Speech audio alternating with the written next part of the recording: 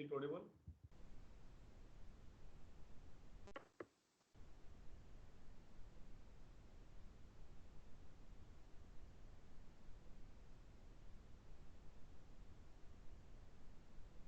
There was some technical problem.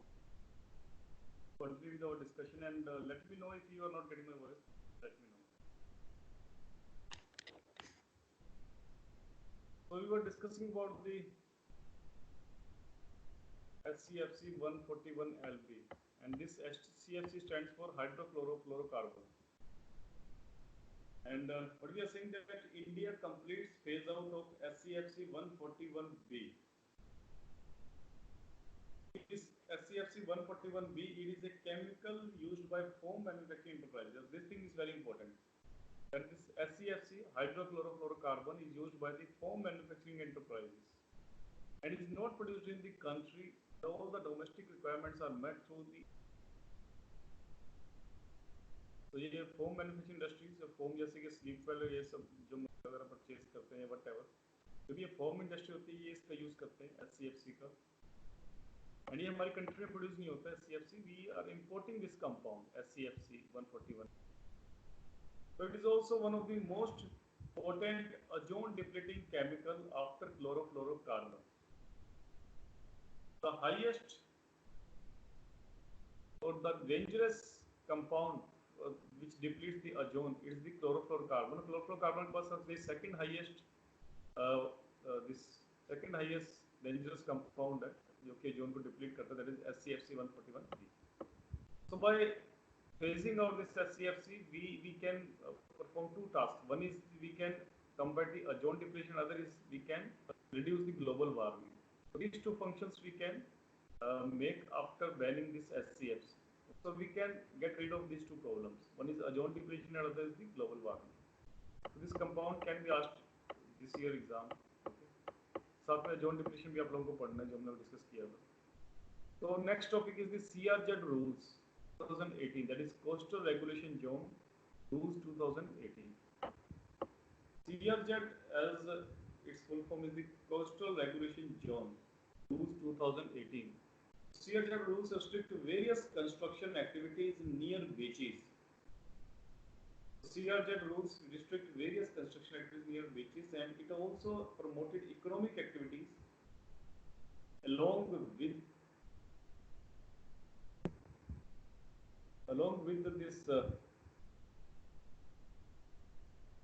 the conservation principles of the coastal regions. Okay, it represents the conservation principles of coastal regions. CRZ not only restrict the construction activities near beaches, it also promotes the conservation activities in the coastal regions. So what are the salient features of this CRZ rules 2018? इससे पहले जो rules थे 2010 के थे, CRZ rules 2010, and these rules were replaced by the CRZ rules 2018. So these what are the features of this now rules? Sir screen sharing of है. Just a second.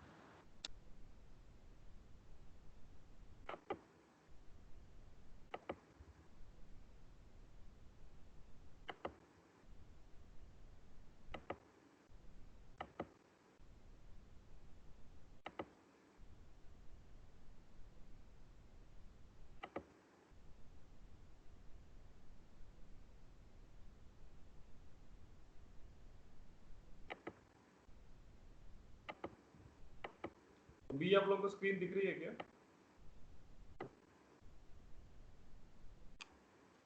Now can you see PDF file?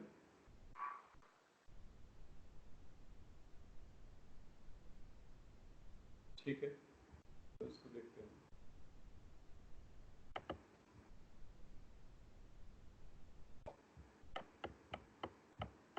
So we were reading about the CRZ rules 2018 and the salient features. So first feature of this CRZ rules 2018 is it allows the FSI, that means floor space index in CRZ areas. So एक बात याद रखना, ये जो हमारी जो नई government आई थी आफ्टर 2014, जो बीजेपी ने एनडीए गवर्नमेंट जो नहीं आई है 2014 के बाद, ये वो हर एनवायरमेंट रूल्स को थोड़ा सा रिलैक्स किए इन लोगों ने. ओके, जैसे कि हम लोगों ने forest policy, draft forest policy के बारे में पढ़ा था, उसमें हम लोगों ने देखा था कि that we criticize that this draft forest policy 2018 that also started the commercial forestry, that also has provision for the commercial forestry. इस तरह से जितने भी ये जो नए रूल्स आ रहे हैं, चाहे वो वेटलैंड रूल्स आ रहे हैं, चाहे वो सीआरजेड रूल्स आ रहे हैं, ओके, इस या प्लास्टिक रूल्स आ रहे हैं, प्लास्टिक रूल्स पे भी इनफैक्ट हमने क्रिटिसाइज किया था, प्लास्टिक रूल्स पे भी इन लोगों ने अभी रिसेंटली इसको रिलैक्स किया था, फ्लेक्सिबल एटीट्यूड है इनका, ओके, एनवायरमेंट के लिए। तो एक जनरल एक क्रिटिसिज्म बनता है जब भी कोई इस तरह का इशू आता है, whether is a plastic rules, whether is a environmental rules, whether is a wetland rules और नाउ सीआरजेड रूल्स, तो एक जनरल क्रिटिसिज्म यही बनता है कि that it's not the pro environment, it's basically you can say the pro this, although it has said that कि हम conservation करेंगे, इस तरह से चीजें हम ऑब्जेक्टिव में लिखते हैं, but the features we will discuss, you will get to know that these are not the basically the features which are inclined or favorable towards the environment. Okay, so उसका जो first feature है like that it allowed the FSI, that is floor space index in CRZ areas.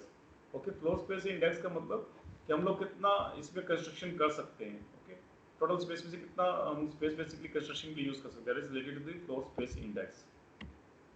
Now second feature of this CRZ rules is the tourism infrastructure for basic amenities to be promoted. So tourism infrastructure for basic amenities to be promoted, that means tourism infrastructure like toilets, changing rooms, drinking water facilities, and there is treatment plants, etc. So all these tourist infrastructure will be created along this CRZ, this coastal regulation zones. Okay. All ecologically sensitive zones have been accorded special importance. So in these rules, this is also mentioned that the ecological sensitive zones won't be touched, and there won't be any kind of construction or any kind of this activity if some areas are ecologically sensitive zones. And apart from that, it also said that pollution betterment has been accorded special focus, that will contain the pollution. And for defense and strategic projects have been accorded necessary dispensation. That means that if the project is related to defense or any strategic projects, then we will give clearance for these kind of projects. Okay. So इस तरह के projects को clearance दिया जाएगा if the project is related to defense or any strategic projects. And उन्होंने ये जो limit रखी है, इस लिमिट को याद कर लेना आप लोग. Construction activities should have a distance of 10 meter from the high tide line. That is also called HTL. So जो high tide line होती है, जहाँ तक tides पहुँचते हैं, high tide पहुँचते हैं, उस line से लेके 10 मीटर डिस्टेंस तक, जैसे मान लो ये हाई टाइड लाइन है, तो 10 मीटर डिस्टेंस तक बेसिकली कोई भी कंस्ट्रक्शन नहीं होगा, और हाई टाइड लाइन से 10 मीटर की डिस्टेंस के बियॉन्ड ही कंस्ट्रक्शन हो सकता है. Okay, so that is a limit. Okay, ये भी आप लोगों को याद रखना है, that is introduced in the CRZ rules 2018. And recently, और अभी जो हुआ है, that environmental ministry has relax CRZ rules 2018. ये जनवरी 2020 में हुआ, इसी साल हुआ ये. तो ये आप लोगों को याद रखना है कि ये जो सीआरजेड रूल्स 2018 के जो आए थे, although these rules were already relaxed, ये रूल्स पहले से रिलैक्स थे, बट एनवायरमेंट मिनिस्ट्री ने अभी थोड़ा सा और रिलैक्सेशन दिया है कुछ स्पेसिफिक बीचेस को, कुछ स्पेसिफिक कोस्टल जोन्स को, to receive this status blue flag certification. तो ये जो सर्टिफिकेट लेने के लिए, ब्लू फ्लैग सर्टिफिकेट लेने के लिए कुछ रूल्स को और रिलैक्स किए हम लोगों ने. Okay, so now will see what is this blue flag certification. Okay, तो किस तरह का रिलैक्सेशन किए पर तो ये देखते हैं हम लोग अभी जो रिसेंटली रिलैक्सेशन किए. Like portable toilet blocks, portable toilet blocks install किए जाएंगे, okay, which can be shifted. मे भी आप लोगों ने देखे होंगे इस तरह के blocks, portable toilet blocks. Apart from that, change rooms, grey water treatment plants. Grey water treatment plants means wastewater treatment plants. It's also called grey water. So wastewater treatment plants, solid waste management plants, solar power plants, purified drinking water facility, beach access pathways. Okay, बीच पे जाने के लिए कुछ pathways बनाए जाएंगे, concrete के या कुछ मान लो कुछ टाइल्स के. Okay, and apart from that, CCTV surveillance, first aid station, parking facility, etc. So there are many other this infrastructure that will be created in the beaches. Okay, there many other infrastructure that will be created. That means these rules are further relaxed. That means we can see the further more construction in the coastal zones. Obviously to get this blue flag certification.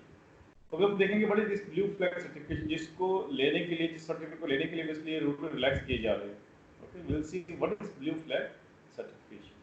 So it is a certification that can be obtained by a beach or marina. Marina is basically small port used for pleasure. It's not for the trade activities, but it used for the marinas used for the pleasure or tourist activities. और sustainable boating tourism operator. सो ये जो बीच या मरीना या sustainable boating को tourism operator है वो basically ये certificate ले सकता है किसी भी कोस्टल जोन के लिए या बीच के लिए. That is called blue flag certificate and serves as an eco label. और एक तरह से इको लेबल की तरह बेसिकली ये काम करता है. ओके जैसे बेसिकली आप लोगों ने नाम सुना होगा भी geological tag.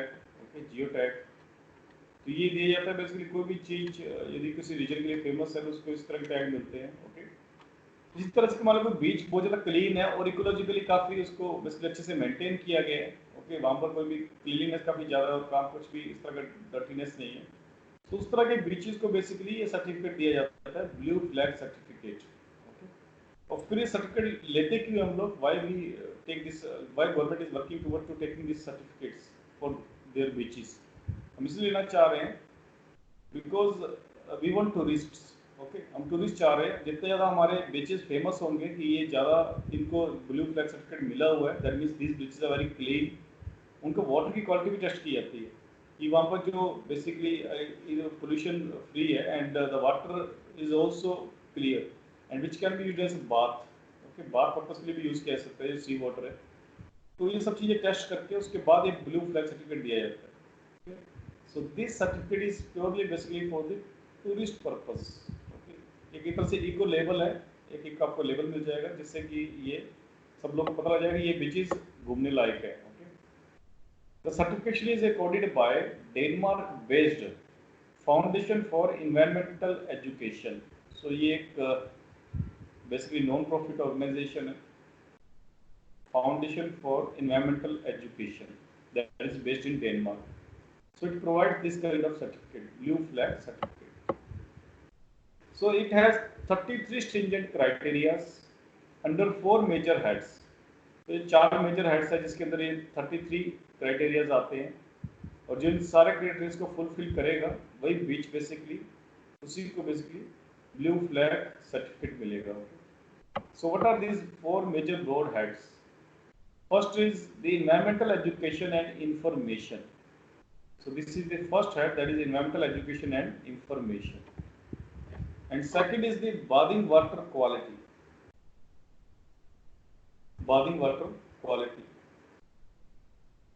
And third is the environmental management and conservation. Environmental management and conservation. And fourth is the safety and services. So these are the broad heads under which there are 33 stringent criteria which have to fulfill to get blue flag certificate.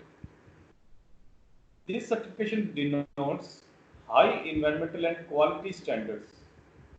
Okay, so if any country or if any beach has this certificate, that means this beach is highly environmental and quality standards. High environmental and quality standards this beach has. And there are 47 countries who are participating in this program, blue flag certification. And around 4,573 beaches, marinas and boats have this kind of certification. So this program started in France in 1985 and has been implemented in Europe since 1987. So first country which got this blue flag certification is the France. And then it is implemented in the Europe since 1987 and other outside areas of Europe that is since 2001 when South Africa joined. So now many other countries have joined, and recent one is India. India very recently it has joined with this program, blue flag certification. In July 2019, India identified following beaches to get blue flag certification. So इन्होंने अपने 12 names दिए थे, okay, India ने. to get blue flag certification. So ये सारे के सारे ये जो बीचेस हैं basically these are very important for this year exam. So इस एग्जाम में ब्लू फ्लैग सर्टिफिकेशन के ऊपर भी क्वेश्चन आ सकता है, स्टेटमेंट बेस्ड क्वेश्चन आ सकता है। अपार्ट फ्रॉम द ये बीचेस का नाम आ सकता है, ये सारे बीचेस हैं और ये आ सकता है क्रॉस मैच करने के लिए आ सकता है कि कौन से स्टेट में कौन सा बीच है। लाइक ये आपको याद रखने, ये ऑलरेडी हम क्लास में कर भी चुके हैं, इस पर बात हो चुकी है हमारी। That like Shivrajpur is a beach that is in the Devbhumi Dwarka, Gujarat. तो ये रखना कि ये काफी हॉट टॉपिक था और ये एग्जाम में डेफिनेटली आ सकता है सब प्रीलिम में। So you can not miss Shivrajpur in the Devbhumi Dwarka, Gujarat and Bhogave, Sindhudurg, Maharashtra. This is the second beach. So जब याद रखना कौन सा बीच कौन सी स्टेट में। Then Ghoghla in the Diu में है ये, दीव सिटी में, and in the union territory of Daman and Diu. Then Miramar is in the Panjim Goa. Kasarkod in Karwar, Karnataka. Padubidri in Udupi, Karnataka. कप्पाड़, Kozhikode, Kerala. Eden, Puducherry. Mahabalipuram that is in Kanchipuram, Tamil Nadu. Mahabalipuram is in Kanchipuram. इस महाबलीपुरम को डेफिनेटली इस पर क्वेश्चन आ सकता है। ओके, महाबलीपुरम को ममालापुरम भी बोलते हैं एंड पालवास का बेसिकली एक किंग था। ओके, इसलिए इसको ममालापुरम भी बोलते हैं। याद है आप लोगों को कौन था ममाला?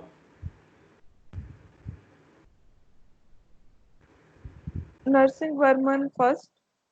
राइट, सो नरसिंह वर्मन था ममाला। So Mahabalipuram that is in Kanchipuram, Tamil Nadu, so it's also famous. And then Rushikonda that is in Visakhapatnam, Andhra Pradesh. Rushikonda that is in Visakhapatnam, Andhra Pradesh. And then Golden that is in Puri, Odisha.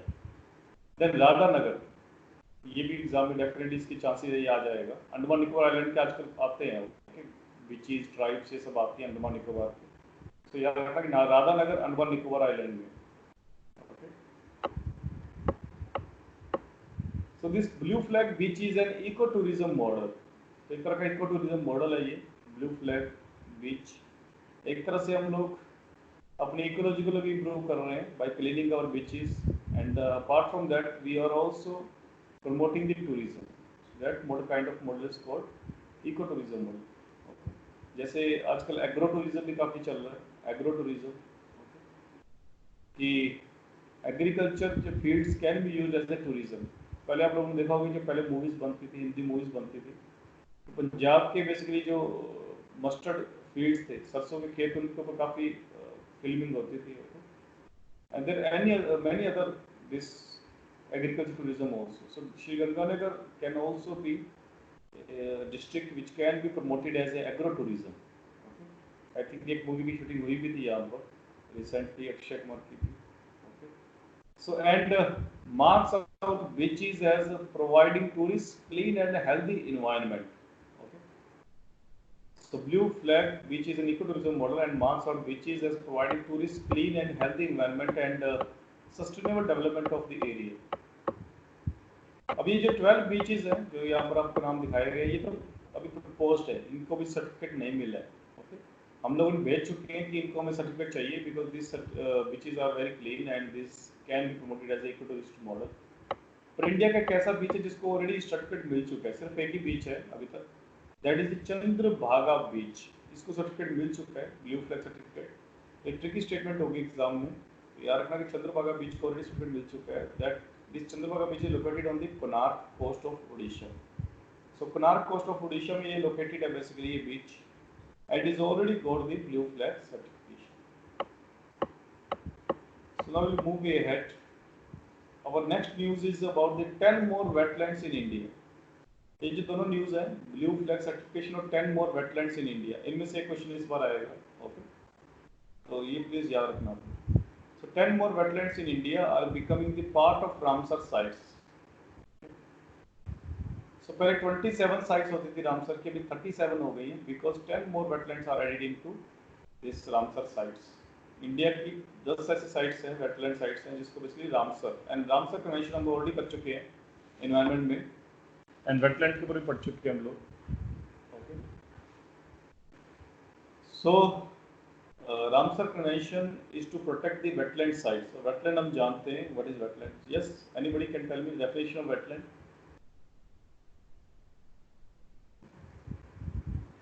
What is wetland?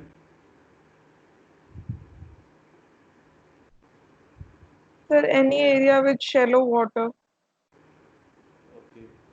Yes, partially correct है, but complete definition नहीं है. Okay. So any area that is a shallow and that is saturated with water. Okay. Whether it could be for throughout the year and it could be for part of the year. Okay. Part of the year भी कुछ particular place है saturate रहता है. That is also called wetland. Okay. And so in January 2020, India's 10 more sites became Ramsar sites. Okay, India's 10 more sites became Ramsar sites in January 2020 only. That is why it's important. So Ramsar Convention is basically about the International Convention on Wetlands. And total Ramsar sites now are 37 in India.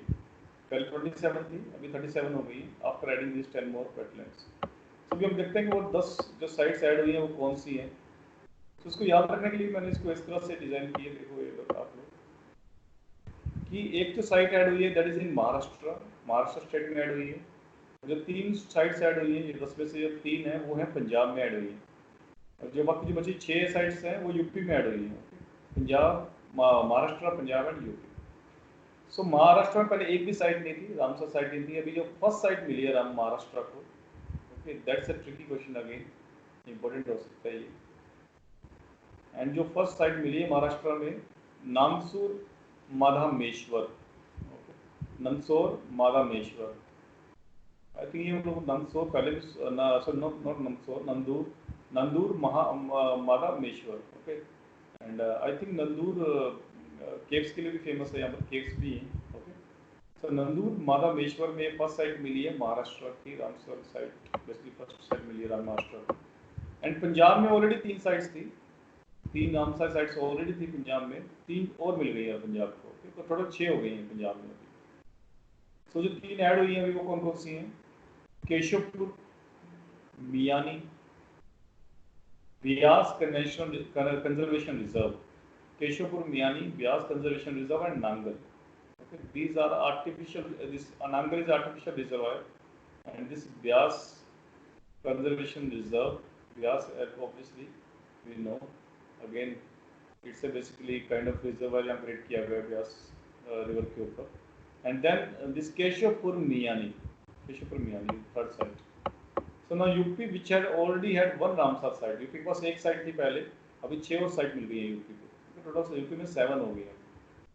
So what are these 6 more sites which has been added in the UP are the Nawabganj, Parvati Agra, Saman, Samaspur, Sandi and Sarsai Nawa.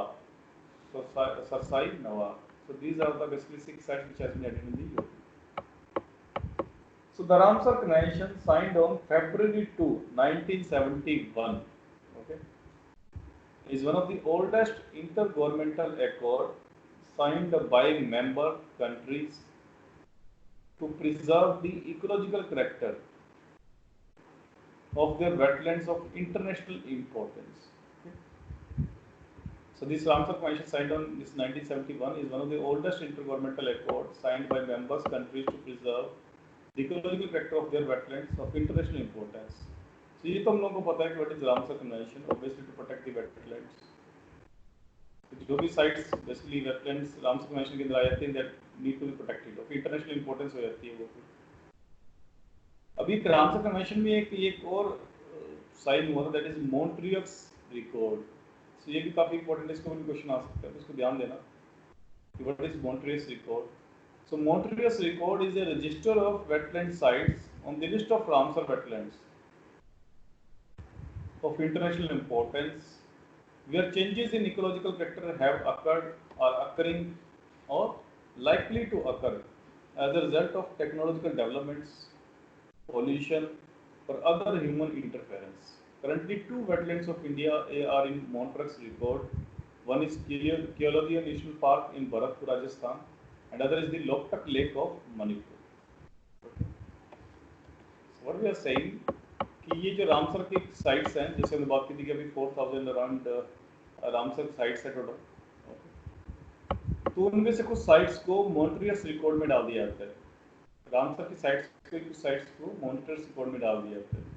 और monitors records क्या बोलता है कि वो wetlands जो कि अपना character change कर रही हैं, ओके, जो इकोलॉजिकल अपना करेक्टर चेंज कर रही है, that means these Ramsar sites are dangerous, under danger, vulnerable है, वो रामसर साइट्स मॉनिटर्स रिकॉर्ड में डाल दी जाती है। ओके, इसमें लिखा हुआ है where changes in ecological character have occurred, या तो चेंज अकर हो गए या फिर हो रहा है अभी, और या फिर हो सकता है। ओके, सो वो Ramsar sites basically why changes क्यों हो रहे हैं, because may be from the technological developments and maybe from the pollution and maybe from the any other human interference। मान लो या तो हम लोग, हो सकता है कि हम लोग कंस्ट्रक्शन पर्पज के लिए उसको बेसिकली फिल कर रहे हैं वेटलैंड साइट को, मे बी उसके पास जाकर वेस्ट वाटर गिर रहा है हमारा, या सॉलिड वेस्ट वहाँ पर हो रहा है बेसिकली, या फिर हम लोगों ने कुछ ऐसे नेटवर्क वगैरह इंस्टॉल कर दिए हैं जिसकी रेस वगैरह से वहाँ पर कुछ बायोलॉजिकल को परेशानी हो रही है, बायोलॉजी को, वहाँ की बायोलॉजिकल डाइवर्सिटी को। So it could be any reason. So ये भी याद रखना है कि इंडिया की दो अभी ऐसी वेटलैंड साइट्स हैं जो कि टोटल 37 हमारी रामसर कन्वेंशन के अंदर है, और उनमें से दो जो साइट्स हैं वो मॉन्ट्रियस रिकॉर्ड में। सो ये रामसर साइट्स तो हैं ही डेफिनेटली, 37 के अंदर तो आती ही हैं ये, and apart from them these two sites are also the part of Montreux record. So यार दोनों चीज़ें, इसको भी क्वेश्चन आ चुके हैं पहले, तो नेशनल पार्क का पूछा जा चुका है एग्जाम में प्रीलिम में, एंड लोकतक लेक का भी एक स्टेटमेंट में ऑप्शन में आ चुका है लोकतक लेक में। बट इस साल ये भी आ सकता है कि मॉन्ट्रियस रिकॉर्ड में कौन कौन सी साइट्स हैं, ये क्वेश्चन भी आ सकता है। So next is topic is wetland conservation management rules 2070। I am not sure कि मेंस में इसमें क्वेश्चन आया या नहीं आया, you can check it. Okay, 18-19 में इसके ऊपर क्वेश्चन आया या नहीं आया, but yes this question is very, this topic is very important. So wetland conservation management rules आए थे 2017 में, और ये मत सोचना कि ये रूल्स 2017 में आए थे, करंट अफेयर्स का पार्ट नहीं है। ऑब्वियसली आजकल यूपीएससी में एक ट्रेंड चला है दैट कि 3-4 क्वेश्चन ऐसे होते ही हैं डेफिनेटली जो कि 2 या 3 साल पहले कभी न्यूज़ में आए थे, या 3 या 4 साल पहले कभी न्यूज़ में आए थे, तो अभी वो पूछ रहे हैं। So it can happen, you can not predict UPSC में क्या होगा। Okay, that is why definitely mains के लिए भी इंपॉर्टेंट है ये टॉपिक, वेटलैंड के ऊपर भी कुछ आता है, that is why this rules are important, still important. So wetland conservation management rules 2017, इसके फीचर्स देखते हैं हम लोग, जो भी आए थे रिसेंटली रूल्स आए थे, कई जगह पर 2016 भी लिखा होता है, तो 2016 में प्रपोज हुए थे, 2017 में ये फाइनलाइज हुए थे, इसलिए इसको ऐसा इसलिए बोलते हैं। तो features are, first is this state wetland authority. तो एक तो इसमें ये है कि स्टेट वेटलैंड अथॉरिटी बनाई जाएगी in each state and UT union territory, headed by states environmental minister. ये भी इंपॉर्टेंट है कि कौन इसको हेड करेगा। The SWA, State Wetland Authority, will regulate wetland areas। तो ये जो अथॉरिटी है ये वेटलैंड एरियाज को रेगुलेट करेगी। मान लो कोई भी नए रूल्स आते हैं, नया कोई बिल आता है, एक बात तो तय होती है कि कोई ना कोई अथॉरिटी, इंस्टीट्यूशन तो डेफिनेटली बनाया जाता है रेगुलेट करने के लिए। ओके, तो इस तरह से यहाँ पर भी एक रेगुलेट करने के लिए इंस्टीट्यूशन बनाया गया, state wetland authority. And apart from that, ये तो एक डिसेंट्रलाइज्ड अथॉरिटी होगी, हर एक स्टेट या यूटी में होगी। एंड इसके अलावा एक यूनियन लेवल के ऊपर भी बेसिकली इंस्टीट्यूशन बनाया जा रहा है, that is national wetland committee, NWC, and that is headed by the MOEFCC, that is Ministry of Environment and this Ministry of Environment and Climate Change, Forest and Climate Change Secretary। Okay, so इस ministry का जो secretary होगा basically ये इस committee को head करेगा, तो monitor implementation of these rules and oversee work carried out by states। Digital inventory of all wetlands will be made, and it is mandatory for all state authorities to prepare a list of all wetlands and list of wetlands to be notified within 6 months and will be updated every 10 years।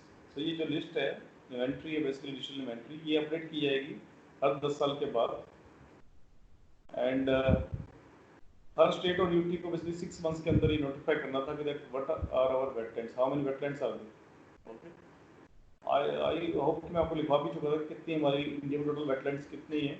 Okay, और Ramsar में फिर कितनी हैं। सो ये लैक्स में है, हमारे India में जो वेटलैंड्स हैं वो लैक्स में है. वाई? बिकॉज जो फील्ड्स होते हैं, राइस फील्ड्स है, that is also part of wetland. तो टोटल जो वेटलैंड हमारी जो है इंडिया में, that's in lakhs. So fourth feature of these new rules are the prohibited activities. Prohibited activities like conversion of wetland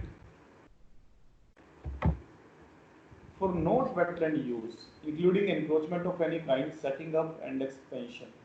So these are the prohibited activities which are like the conversion of wetland for non-wetland use is prohibited, including the encroachment of any kind, setting up and expansion of industries, waste, dumping, and discharge of untreated waste and effluents from industries, cities, towns, villages, and other human settlements. So these activities are basically prohibited under this Wetland Management Rules 2017. So this is it with the current affairs. So within a few minutes, we will start with our art and culture.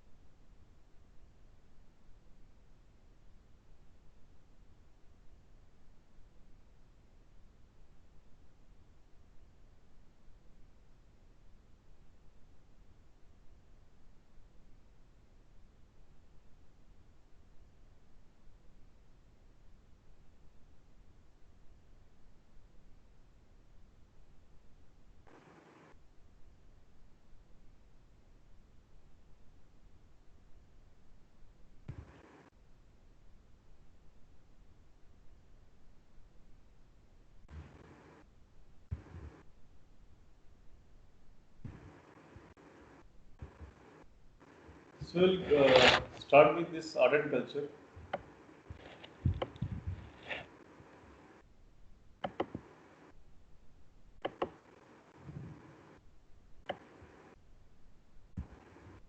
So in last class we have seen that what is the difference? What was the difference between the Mathura, Sarnath, and Gadara schools? Okay. And we have compared three Buddhas. Okay. तीन बुद्धा को हम लोगों ने compare किया था. And then we have seen the Buddhist monuments of South India. Apart from that, we started with the our discussion with the cave tradition in the Western India. So we have seen that there are three kind of caves. One is the apsidal vault roof Chaitya halls with pillars. Apsidal vault roof pillarless hall. Okay, found at the Thana Naksur in Maharashtra. And third is the flat roofed quadrangular hall with a circular chamber at the back. Okay, found at the Konvite in Maharashtra. Third was the with a roof with rectangular shape. Okay, so then we have seen that there were various caves which have different kind of these Chaitya halls. So we have seen that Karla Chaitya hall was the biggest rope cut Chaitya hall in India. Okay. And then we have seen that apart from Karla, there were other these Chaitya halls also, like this Nashik Vihara, that is famous for the Gata base and the Gata capital, and we have seen the various figures also. So this capital could be any animal or human capital in this kind of caves. And then there was a Ganesh Leni cave that was in Junar in Maharashtra. And then we started our discussion with the Ajanta caves. And we have seen that Ajanta caves has 929 caves. And all caves are the Buddhist caves. Okay. Ajanta caves has two kind of periods, or we can say three kind of periods. Okay. One was the early phase. Early phase is basically the 2nd century BC to 1st century BC. And the caves which belong to this early phase are the cave number 10, 9, 12 and 13. So these four caves belongs to early phase. Okay. And this cave number 19 and 26 belong to the 5th century CE. Okay, that is a later phase. And we have seen that various Chaitya cave, we have seen that like Mahaparinirban, we have detailed it in cave number 26. Cave number 26, which is belong to later phase, that is 5th century CE. Okay, so Mahaparinirban image, we have detailed it, okay, what kind of image it is. And जो Ajanta caves है ये दो तीन चीज़ों के लिए famous है. एक तो डेफिनेटली रॉक कट आर्किटेक्चर है यहाँ पर, और बुद्धिस्ट स्कल्पचर्स हैं उसके लिए फेमस है. And third is for painting. और इनफैक्ट मैंने आपको लास्ट क्लास में बताया था कि जो पेंटिंग जो बेसिकली जो अर्ली फेज की पेंटिंग है, that means that paintings which made in the 2nd century BC और 1st century BC. ये जो पेंटिंग्स हैं ये सिर्फ अजंता केव्स में ही सर्वाइव की. इस तरह से जो पहले ड्यूरेशन में जो पेंटिंग्स हुई थी वो बाकी जगह पर सर्वाइव नहीं हुई है. Only Ajanta caves have survived the paintings from the 2nd century BC to 1st century BC. तो लेटर एजेस में डेफिनेटली वो पेंटिंग बनने लग गई थी लाइक 5th century CE के आसपास. तो वो बाकी केव्स में मिलेंगे आप लोगों को लेटर फेज वाली जो पेंटिंग्स है. बट जो अर्ली फेज की जो पेंटिंग है वो सिर्फ आपको अजंता केव्स में मिलेगी. Okay, so all these things we have discussed. These paintings have decorated with the Jataka stories. So paintings में Jataka stories main basically रहता था इनका बनाने के लिए.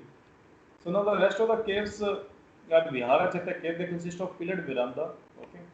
So veranda pattern of cave number 16. The prime minister of the Vakatanga, ये सब चीजें हमने डिस्कस कर ली थी. Okay. कि कौन सी केव बेसिकली किसने बनाई थी.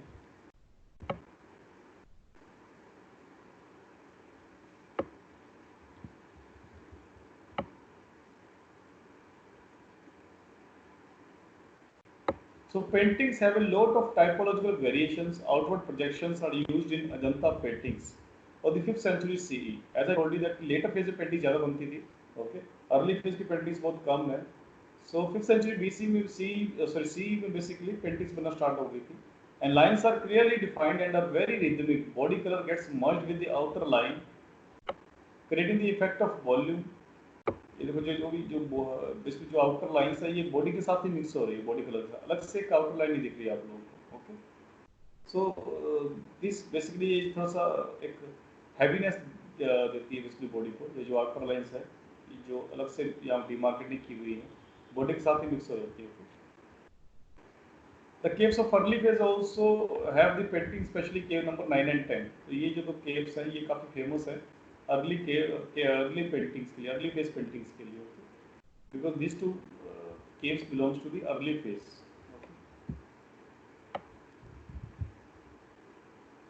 So lines are sharp, colors are limited. Figures in these caves are painted with considerable naturalism, and there is no over stylization. And events are grouped together according to geographical location. Tiered, horizontally arranged figures appear as a convenient choice of the artisans. Separation of geographic location has been indicated by using outward architectural bands. Figures appear like the Sanchi sculptures, which indicate how the lithic and painting traditions were progressing simultaneously. The frontal node of the headgear of the figures follow the same pattern as that of sculptures. तो जैसे देखो ये sculptures में जो headgear बनाते थे ये लोग, ये पेंटिंग्स में भी देखने को मिलेगा आपको. स्कल्पचर्स में हम लोगों ने देखा था मथुरा आर्ट में, बेसिकली मथुरा आर्ट में इन लोगों ने हेडगियर बनाया था. ये जो हेडगियर बनता था मथुरा आर्ट में, ये आप लोगों को पेंटिंग्स में भी देखने को मिलेगा. And however, there are a few different patterns of headgear. The second phase of paintings can be studied from the images of the Buddhas painted on the walls and pillars of caves number 9 and 10. Again, these two caves are from the early phase. यहाँ पर कुछ बुद्धा की images भी यहाँ पर आपको मिलेंगी. These Buddha figures are different from the figures painted in the 5th century CE. But Buddhas are different. जो अगली phase के जो Buddhas थे जो paint किए हुए हैं, these Buddhas are different from the Buddhas which painted in the later stages. Such developments in paintings need to be understood in the context of the religious requirement. Cave excavation and painting were simultaneous processes. Okay? And dating of the paintings follow the date of the cave excavation. ये हमने last class में भी देखा था that कि जो cave excavation basically साथ में लोग cave बनाते रहते थे, cave excavate करते रहते थे, तो साथ ही साथ painting भी बनाते रहते थे. दोनों की डेटिंग करके पता लगा कि दोनों केव सेम है. इसका मतलब पता लगा कि हम लोग जैसे जैसे केव इन्होंने केव की बेसिकली केव को बनाया वैसे वैसे इन्होंने पेंटिंग्स भी बनाते रहे वहां पर. The next stage of development is observed mainly in the paintings of caves number 16, 17, 1 and 2. However, it does not mean that pictures have not been painted in other caves. In fact, almost in all the finished excavations, pictures have been painted, but very few have survived. So कुछ pictures survive कर गई हैं, कुछ pictures survive नहीं की हैं, obviously. Okay. They get faded up. So these are a few pictures, okay, of Ajanta caves. So the color they have used in paintings, okay. So like paintings have typological variations in these caves. It may also be observed that variation skin colors. Skin colors are used in the paintings such as brown, yellowish brown, greenish, yellow orchard, etc. So these are the colors which were used in the Ajanta paintings. So which represent a multicolored population. Paintings of cave number 16 and 17 have precise and elegant painterly quality. They do not bear the ponderous volume of the sculptures in the caves. Movements in the figures are very rhythmic. Brown, thick, dark lines are used as contours. Contours का मतलब क्या होता है बताओ आप लोगों को. Contours हमेशा ब्राउन कलर में ही बनाए जाते हैं. ओके, ये याद रखना आप लोग. ओके, जैसे कि ये जो आउटलाइंस होती है ना, ये जो आउटलाइंस होती है, जैसे कि ये देखो, ये आप लोगों को दिख रही है एक आउटलाइन, इसको बेसिकली कंटूर बोलते हैं. और ये हमेशा ब्राउन कलर में बनाते थे. ओके, तो होता क्या था कि पहले ऐसे कंटूर ड्रॉ कर लेते हैं, जैसे हम लोग स्केच बनाते हैं किसी चीज़ का, उसके बाद उसमें पेंट करते हैं. पहले हम क्या करते हैं, उसकी आउटलाइन बना देते हैं पहले, जैसे हमने स्केच कर दिया. ओके, स्केच कर दिए, कंटूर बना दिए. ये स्केच करने में से हाथ बना दिया हम लोगों ने, इसके बाद उसमें पेंटिंग होती है इसके अंदर, कंटूर्स के अंदर. ओके, तो this outlines are called contours. और ये हमेशा ब्राउन कलर में बनाते हैं. In fact in civil engineering also, यदि हम लोग ड्राइंग करते थे, ओके, और कुछ मैप वगैरह बनाते थे, सर्वे करने का मैप बनाते थे, उसमें भी हम जो कंटूर्स बनाते थे हमेशा ब्राउन स्केच से या ब्राउन कलर से बनाते थे. So that's it, basically a rule. You can remember that rule. So these contours are from with this brown color. Okay, brown thick dark lines are called contours or used as contours. Lines are forceful and full of energy. Attempts are also made to give highlights in the figural compositions. The paintings of cave number 1 and 2 are very orderly and naturalistic, well integrated with the sculptures in the caves. तो जो केव number 1 और 2 में जो basically जो paintings हुई है वो sculptures की तरह ही दिखती है, कुछ उसी तरह के डिजाइन यहाँ पर भी आपको पेंटिंग में देखने को मिलेंगे. Architectural setting is simple and the arrangement of the figures is delineated in the circular form to create three dimensionality and the special effects. जैसे देखो हाफ क्लोज्ड आपको फिगर्स मिलते थे स्कल्पचर्स में, और यही हाफ क्लोज्ड आपको बेसिकली पेंटिंग्स में देखने को मिलेंगे. इस तरह से elongated आईज ये भी आप लोगों को पेंटिंग्स में देखने को मिलेगी. जिस तरह के स्कल्पचर्स देखने को मिलते थे वहाँ पर, उसी तरह की पेंटिंग्स भी देखने को मिलती हैं. So different guilds of artisans seem to have worked on the paintings of these caves, which can be inferred from their typological and stylistic variation. Naturalistic postures and unexaggerated facial features are used as exceptional types. The themes of the paintings again are the Jataka stories, the Avadanas. Avadanas are basically again the text of the Buddhism. Okay. Some paintings such as the Simhala Avadana, Mahajanak Jataka, and the Vidur Pandita Jataka cover the entire wall of the cave. तो ये जो तीन बड़ी बड़ी painting नाम लिए हैं, one is Simhala Avadana and the Mahajanak Jataka and the Vidur Pandit Jataka cover the entire wall of the cave. It is worth noting that Chadant Jataka has been painted in the early cave number 10. ये चीज आप लोग याद रख सकते हो कि छड़न जताका कौन सी केव में पेंट हुआ है, that is cave number 10. With many details and events grouped according to their geographical locations. Events that happened in the jungle and the events that happened in the palace are separated by their locations. In cave number 10, छड़न जताका, ये देखो जैसे कि ये जो महाजनक जताका है, that is in the cave number 10. ये देखो थोड़ी देर पहले आया था महाजनक जताका, this one. ये जो महाजनक जताका है ये केव नंबर 1 में. तो ये पिक्चर से बेसिकली आप ये थोड़ा सा इसको इंटरलिंक कर लेना. इसमें ये जो महाजनक जताका इसको दिखाया हुआ है, and that is in the cave number 1. तो ये थोड़ा सा पूछ सकते हैं एग्जाम में भी. ओके, और छड़न जताका जो था that it is in the cave number 10. ये छड़न जताका है. ओके, सी ये Chhaddanta Jataka it is in the cave number 10.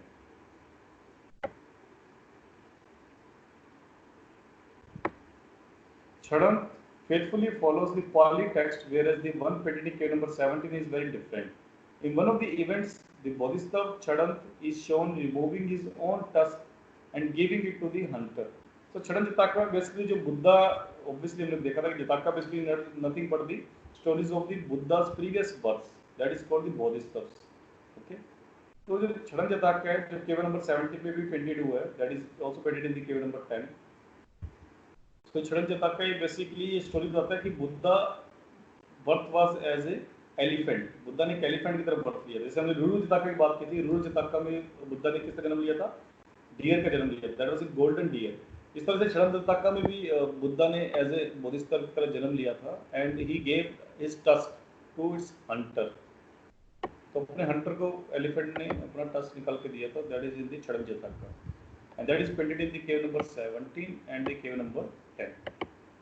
Okay, cave number 17 and cave number 10. The other important paintings are the famous Padmapani and Vajrapani in cave number 1. तो ये याद रखना कि आप लोग पद्मपानी और वज्रपानी जो सबसे फेमस है, that is in cave number 1.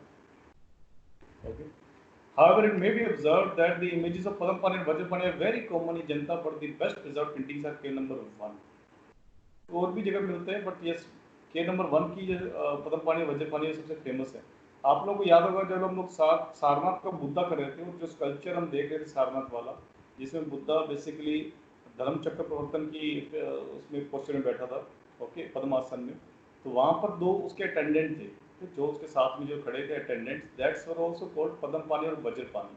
और पद्म पानी में हम देख रहे थे कि पद्म पानी ने लोटस पकड़ा हुआ था, वज्र पानी ने वज्र पकड़ा हुआ था हाथ में। वो जो स्कल्पचर में हम देखने को मिलते थे हम लोगों को पद्म पानी वज्र पानी, वो पेंटिंग्स में भी देखने को मिलेंगे आप लोगों को। ओके, और इनफैक्ट बहुत बड़ी बड़ी पेंटिंग्स बनाई गई हैं केव नंबर 1 में पद्म पानी की और वज्र पानी की, जिसको आगे जाके हम डिटेल करने वाले हैं। However, it may be observed that the images of Padapani and Vajrapani are very common in Janata, but the best preserved paintings are in cave number 1. Some figures in cave number 2 have affiliation with the Vengi sculptures. ये Vengi basically कहाँ है? आंध्र प्रदेश में। तो ये बोल रहे हैं जो cave number 2 के जो basically paintings हैं, उनका जो link है that is with the Vengi sculptures. ये याद रखना आप लोगों। कौन सी केव नंबर की पेंटिंग्स वेंगी स्कल्पचर से मैच करती है? That is the paintings of cave number 2 which matches with the sculptures of Vengi in Andhra Pradesh. ये आपको बेसिकली याद रखना है एक point. The subsequent development of the painting tradition has been discussed in the next chapter. So उसको देखेंगे हम next chapter में, काफी पेंटिंग्स के बारे में बात होगी, बिकॉज ये जो चैप्टर है इसमें बेसिकली 2nd सेंचुरी BC से लेकर 3rd सेंचुरी AD तक की बात होगी। सो 5th सेंचुरी C के बाद जो बेसिकली जो हुआ है ये सब गुप्ता एज के बाद हुआ है, जिसमें टेंपल बनना भी स्टार्ट हो गए थे। तो ये नेक्स्ट चैप्टर में आएगा। Okay, temple architecture and all.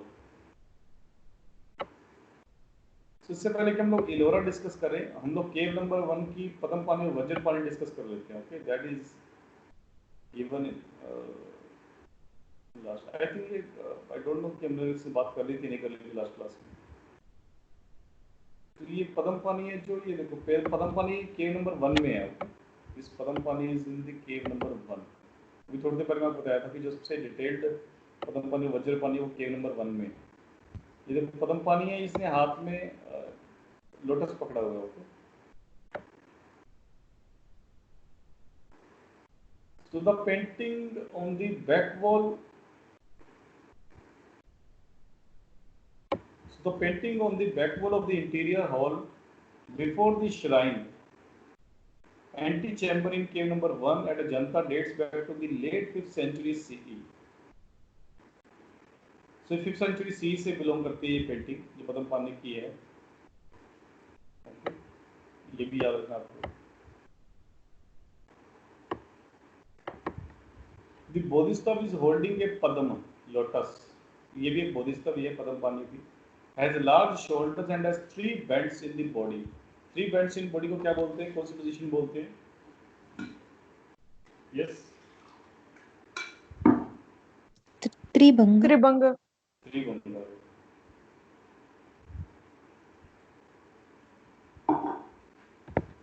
और ये त्रिभंगा कहाँ पर फेमस है?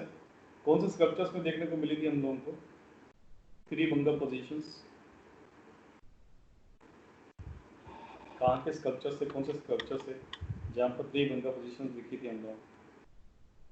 यस, साउथ इंडिया के जो स्कल्पचर्स थे, आंध्र प्रदेश का हम पढ़ रहे थे। आंध्र प्रदेश के जो स्कल्पचर्स थे लाइक अमरावती, लाइक वेंगी, तो वहाँ पर जो स्तूप और जो हॉल वगैरह बनते थे उसमें के अंदर बेसिकली जो स्कल्पचर्स थे वो मैंने बताया था, कंपेयर भी किया था मैंने, इसको याद रखना भी आसान है। साउथ इंडिया याद रखो, उसमें आंध्र प्रदेश भी आ गया उसमें। उसके बाद जो टेम्पल आर्किटेक्चर में हम पढ़ेंगे आगे जाके, जो नटराज वगैरह बनाए थे उन लोगों ने, ये सब बनाए थे, उसमें भी उन्होंने ये त्रिभंगा पोजीशन बनाई थी।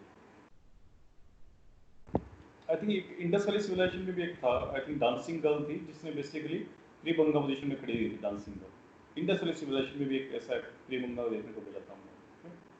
तो ये दिखा देता हूँ आप लोगों को।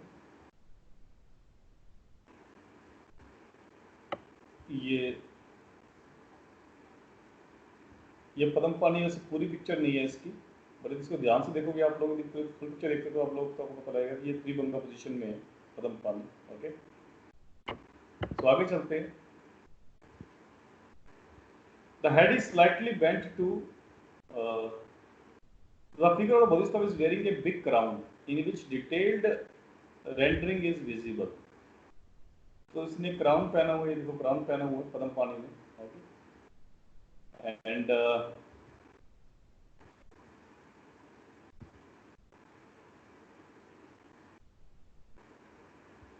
And this the head is slightly bent to the left, और जो head है वो slightly left की तरफ bent होगा। Okay, The eyes are half closed, eye half closed है, ऊपर वाला फिगर देखना है इसलिए आप लोगों को, and are slightly elongated. Again ये जो मथुरा आर्ट में आपको देखने को मिला था कि आई हाफ क्लोज्ड है और slightly elongated है, तो यहाँ पर भी देखने को मिलेगा आप लोगों को. So the nose is sharp and straight. Okay. और यहाँ पर जो nose है इसका ये sharp और straight है, but जो मथुरा आर्ट में था वो nose sharp नहीं था, थोड़ा सा गोल था और थोड़ा सा छोटा था nose. And light color all over the projected planes of the face is aimed at creating an effect of three-dimensionality. The beaded necklace too has similar features. Broad and expanded shoulders create heaviness in the body. The torso is relatively round. ये torso है ये relatively line round है. Shoulders broad है. ये देखो आप लोग, torso थोड़ा सा round shape में ही है. Okay. And shoulders जो है ये काफी broad है पदमपानी.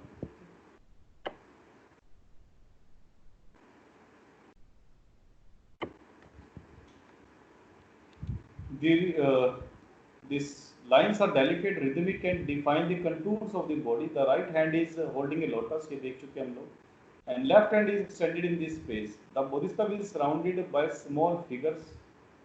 और भी figures यहाँ पर इसके आसपास हैं. The foreshortened right hand of the bodhisattva makes the image more solid and effectively dense. The thread of the torso is shown with fine spiral lines indicating its dimensions. Each and every part of the body is given equal attention. Light red, brown, green and blue colors are used. Nose projections, incised end of lips with solidity in the figure composition. The paintings in cave number 1, because ये जो पदमपानी cave number 1 की है, so the paintings in cave number 1 are of good quality and are better preserved. One can observe certain typological and stylistic variations in the paintings of Ajanta, indicating different dates of artisan working on the cave paintings at Ajanta over the centuries. So एक ही painting को बनाने के लिए भी different guilds ने काम किए. तो guilds का मतलब होता है a group of merchants. On the other side of the image, Vajrapani Bodhisattva has been painted. He holds a Vajra in his right hand and wears a crown.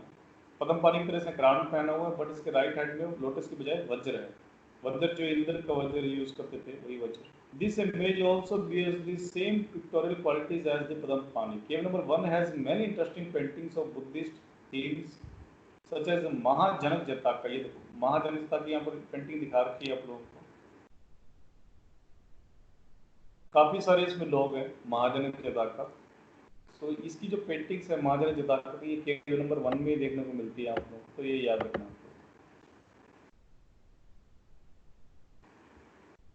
Okay. It may be observed that the paintings of the Padampani, Vajrapani and the Bodhisattvas are painted as shrine guardians.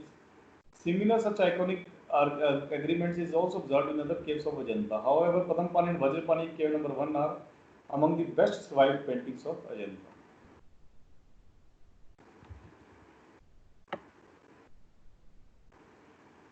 ये मारा भी हम लोग कर चुके हैं.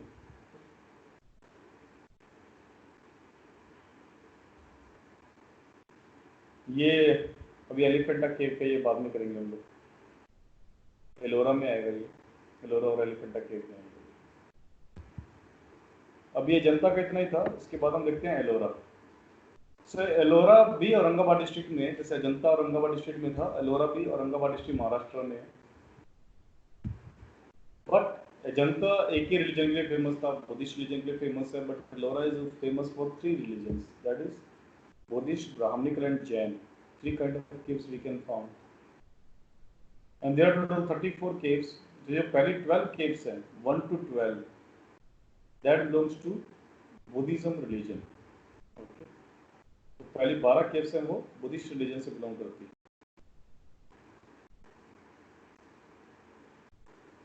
And इसमें जो cave हमें जो basically caves में जो basically मिलती हैं, okay, जो भी आर्किटेक्चर मिलता है हमको, वो इस पीरियड का है 5th century CE onwards to the 11th century CE. इस फेज से ये बिलोंग करती है एलोरा की जो बेसिकली पेंटिंग्स हैं. या caves जो उसकी जो architecture है. It is also unique in terms of stylistic eclecticism and confluence of many styles at one place. The caves of Ellora and Aurangabad show the ongoing difference between the two regions, Buddhism and Brahminical. There are 12 Buddhist caves having many images belonging to Vajrayana Buddhism. Vajrayana Buddhism लोग जानते हैं कि what is Vajrayana Buddhism? Okay. Vajrayana Buddhism that means tantric Buddhism. तो ये Vajrayana Buddhism से belong करती है जो ये केव्स है 12 बुद्धिस्ट केव्स हैं जो. ओके, सो 1 to 12 टोटल 34 है. 1 to 12 caves belongs to Buddhist religion in the Ellora caves. Ellora में बहुत सारी केव्स हैं, जैसे जनता में थी 29 केव्स, जैसे इलोरा में 34 केव्स हैं. जो पहली 12 केव्स हैं वो बुद्धिस्ट रिलीजन से बिलोंग करती है, and that is also from Vajrayana Buddhism. Okay. And many images have been founded in this Vajrayana Buddhism caves. One is like Tara, Mahamayuri, Akshobhya, Avalokiteshvara, and Maitreya, Amitabh, etc.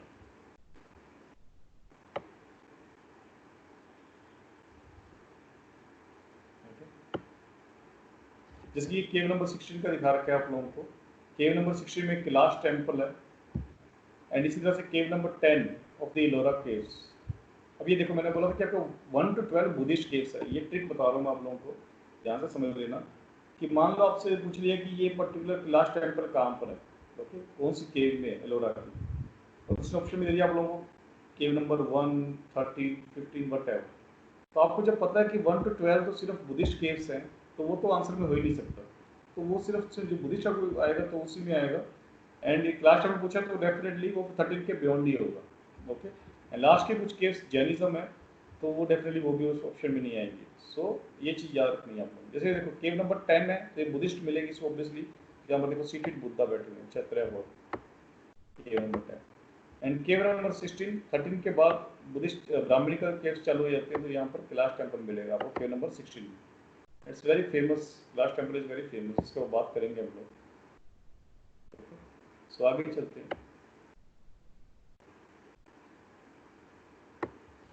So these are very big in size and are single, double and triple stories. तो कुछ caves single stories हैं, कुछ double stories हैं, कुछ triple stories भी हैं. Okay, तो देखेंगे हम लोग अभी इसमें आएगा आपको एग्जांपल कि कौन सी केव ट्रिपल स्टोरी है. ओके, 3 फ्लोर है उसके. There pillars are massive, pillars बहुत बड़े हैं इसके एलोरा केव्स के. Ajanta also has executed double story caves. Ajanta में डबल स्टोरी भी मिली है, बट ट्रिपल स्टोरी सिर्फ एलोरा में मिलती है, अजंता में नहीं मिलती. ये बात याद रखना आप लोग. जनता में डबल स्टोरी तक केव्स तो मिली है, okay, but there is no triple story cave in Ajanta. But in Ellora there is a triple story cave is also there. So all the caves were plastered and painted, but nothing visible is left. Okay. The shrine Buddha images are big in size. They are generally guarded by the images of Padmpani and Vajrapani. जैसे कि मैंने बताया था कि जो later phase था 5th century 6th century सी में, तब बुद्धा इमेजेस ज़्यादा पेंट होने लगी थी. इससे पहले बुद्धा इमेजेस नहीं पेंट होती थी, बुद्धिस्ट तब की इस तरह की इमेजेस ही पेंट होती थी. Okay, but in 5th century 6th century सी बुद्धा की इमेजेस ही पेंट होने लगी, and they were guarded by the Padmapani and Vajrapani. अब 3 स्टोरी जो केव है उसका एग्जांपल यहाँ पर दिया हुआ है. केव number 12 which is a triple story excavation has images of Tara, Avalokiteshvara, Manushi Buddhas and the images of Variochana.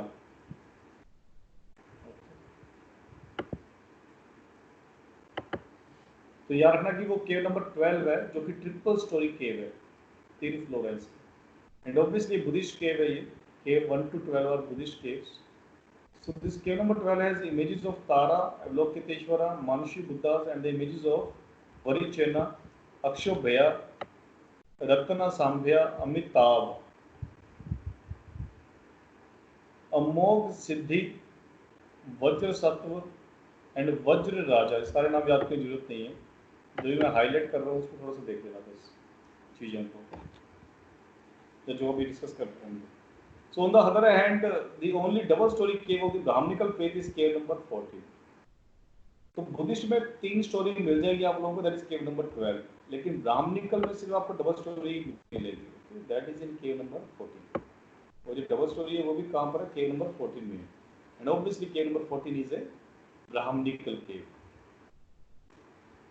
सो यहाँ पर देखो फिर दे भी रखा है ब्राह्मणिकल केव्स में कहाँ से कहाँ तक है, 13 to 28 caves are brahmanical caves.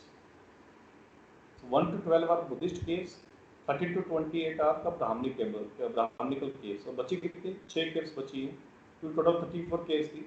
तो जो 29 से लेके 34 जो केव्स हैं that's are Jainism caves. 29 to 34 6 caves बची हैं। So pillar designs grow from Buddhist caves and when they reach the Jain caves belonging to the 9th century CE, तो देखो ये भी ध्यान रखना कि जैन केव्स है वो बाद से बाद में आई। तो Jain caves 9th century CE में बनने लगी थी, सबसे लेटर फेज की है ये। जैन केव्स जो बनी है that is belongs to 9th century CE। They become very ornate, काफी उसमें बेसिकली डिजाइनिंग हुई है। And the decorative forms gain heavy protrusion। तो जो बुद्धिस्ट केव्स से फिर जो ब्राह्मणिकल केव्स आई तो उसमें थोड़ा और डिजाइन बढ़े। और जैनिज्म केव्स में बेसिकली बिकॉज वो लेटर पीरियड में आई थी तो वो ज़्यादा डेकोरेटेड है, ये याद रखना आप लोग।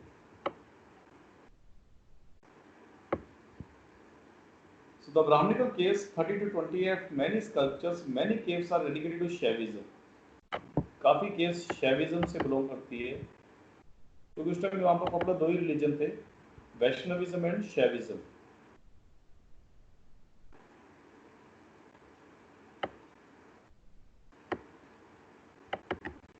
But the images of both Shiva and Vishnu and their various forms according to Puranic narratives are depicted। जबकि डोमिनेटिंग शैविज्म था केव्स में, बट दोनों के आपको मिलते हैं सीन्स यहाँ पर, शिवा का भी मिलेगा और विष्णु का भी मिलेगा सीन ब्राह्मणिकल केव्स में। और जो नरेटिव्स है वो कहाँ से आए थे, पुराणिक नरेटिव्स थे, पुराण। आप लोगों को पढ़ा होगा, मतलब सुना होगा विष्णु पुराण और ये सब जितने पुराण ऑब्वियसली आते हैं, वो भी शिव पुराण, विष्णु पुराण एक्सेट्रा। तो जो जितने पुराण बने थे ये सब साउथ इंडिया, डेक्कन इंडिया और साउथ इंडिया में लिखे गए थे पुराण। और बाद में मान लिया गया था कि ये जो जितने भी अवतार हैं, बेसिकली जो पहली जो ट्रिनिटी है, जो ट्रिनिटी बोलते हैं हम लोग, ब्रह्मा विष्णु महेश, इनका पहले जो कद था, ओके, एक रिलीजन में वो काफी कम था। यहाँ पर इनफैक्ट आप लोगों ने शायद मे भी पढ़ा हो, आप लोगों ने, जब मैंने आपको पढ़ाया था वैदिक पीरियड पढ़ाया था आप लोगों को, कि जो विष्णु भगवान की वहां पर भी बात हुई थी वैदिक पीरियड में, लेकिन Vishnu was a lower God. Vishnu जो थे उनकी रैंकिंग कम थी बाकी गॉड से, okay. In fact which God has the highest ranking in the वैदिक पीरियड, याद है आप लोगों को?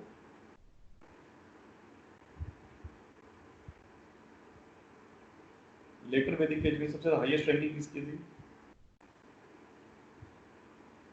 मैंने आपको रैंकिंग लिखवाई थी वैदिक पीरियड में कि ये सबसे बड़ा गॉड है, सबसे छोटा है, फिर उसके बाद छोटा है, ऐसे रैंकिंग लिखवाई थी। तो था प्रजापति, जिसको प्रजापति को बाद में ब्रह्मा बोलने लग गए हम लोग प्रजापति को बाद में। तो प्रजापति से बड़ा गॉड था और विष्णु काफी छोटे गॉड थे, 4th या 5th नंबर पे आते थे, ओके। बट जब साउथ इंडिया में विष्णु भगवान को सबसे इंपॉर्टेंस देने लग गए और ये बोलने लगे कि विष्णु भगवान के बाकी सब अवतार हैं, Rama Krishna, all these are the incarnations of Vishnu, okay. तो बेसिकली ये सब जो पुराण साउथ इंडिया में लिखे गए थे, शिव और विष्णु और जितने भी थे उसकी स्टोरीज थी, उसी के वो बेसिकली ये स्कल्पचर्स बनाए गए हैं, पुराण के बेस पे ये स्कल्पचर्स बनाए गए हैं सारे के सारे। So and their various forms according to Puranic narratives are depicted among the Shaivite themes। ये देखो थीम आप लोग, रावणा शेकिंग द माउंट कैलाश। तो ये रामायण आदि लोग में भी आप लोग आजकल देख रहे होंगे। सो जो रावण बाबर बोलते हैं कि उन्होंने कैलाश को अपने हाथों में हिला दिया था, पकड़ लिया था उसको बेसिकली। तो वो जो बेसिकली सीन है, ये सीन मिलता है यहाँ पर एलोरा केव में, ये यहाँ पर स्कल्पचर मिलता है इसका। It's sculpture not painting, okay, याद रखना। तो ये स्कल्पचर है, एलोरा केव से पेंटिंग्स बहुत कम है रिलेटिवली, ओके। ये स्कल्पचर है, ये देखो, ये देखते हैं कौन सी केव में है, ये देखो केव नंबर 15 में है। ये तो गजासुर शिव है, ये नहीं, एक वो भी आएगा रावणा जो हिलाता है केव्स में। आई थिंक ये नीचे दे रखा है, उसको डिटेल करके इन लोगों ने।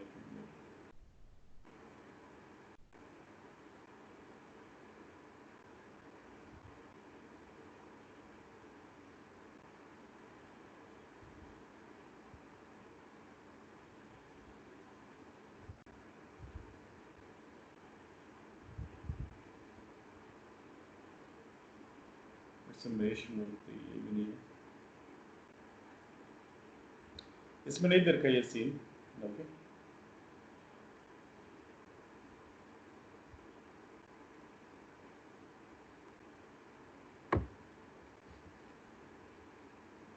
इसको मे भी यहाँ पर नहीं दिया होगा तो प्लीज इसको आप सर्च करना आप लोग कि जो रावण शेकिंग माउंट कैलाश है ये कौन सी केव नंबर में है। किसको होमवर्क नोट कर लो एज ए होमवर्क, ये एक शेवाइट थीम है कि रावणा शेकिंग माउंट कैलाश, ये जो थीम है ये किस केव नंबर में है, ओके, कौन सी केव में है ये प्लीज सर्च कर लेना आप लोग, ये इंपॉर्टेंट हो सकता है ये।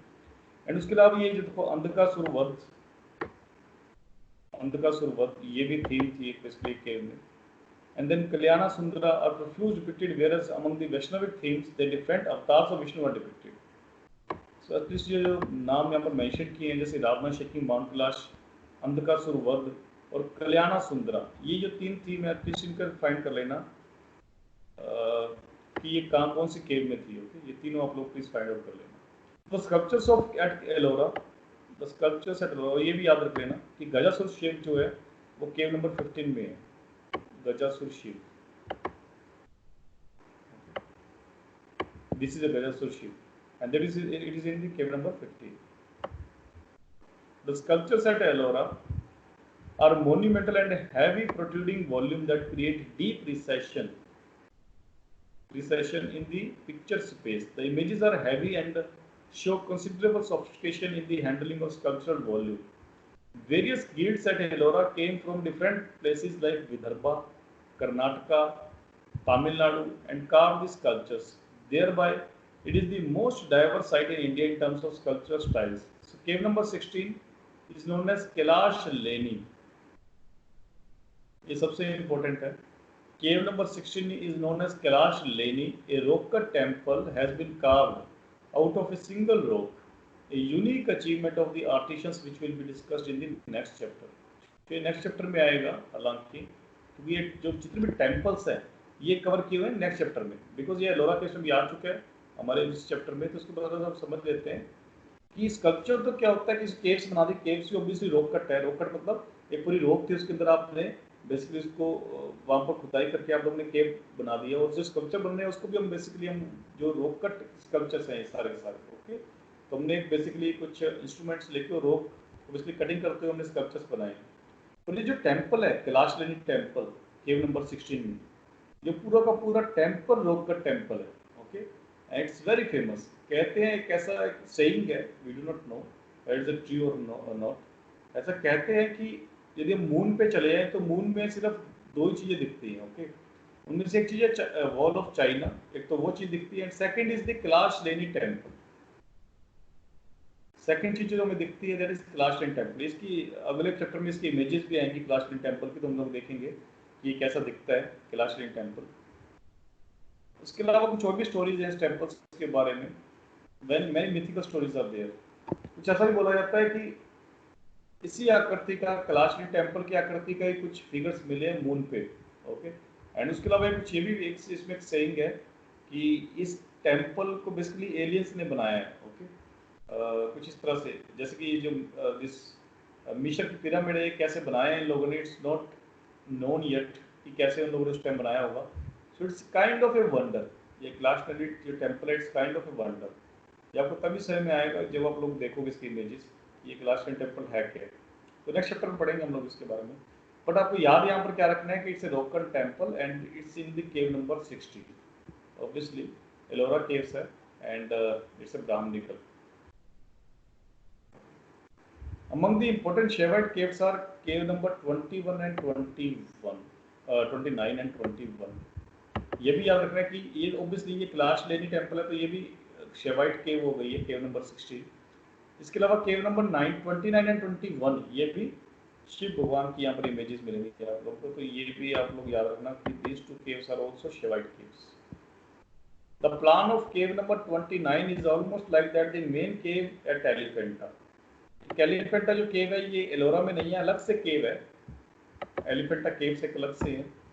तो उनकी जो बेसिकली एलिफेंटा केव्स में जो बेसिकली आपको डिजाइन मिलते हैं वो केव नंबर 29 से में भी मिलते हैं आप लोग। एलिफेंटा भी शिव भगवान की केव है, शेवाइट केव है, and cave number 29 of this Ellora caves that is also belongs to this have link with Elephanta cave. दोनों के डिजाइन एक जैसे है, एलिफेंटा केव के और केव नंबर 29 के.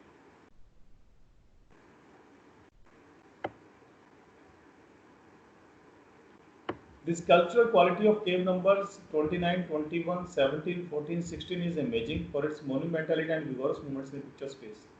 The Bagh caves, अब ये नई caves आ गई हैं एलोरा caves के अलावा. The Bagh caves consisting of Buddhist mural paintings. Mural painting से मतलब क्या होता है?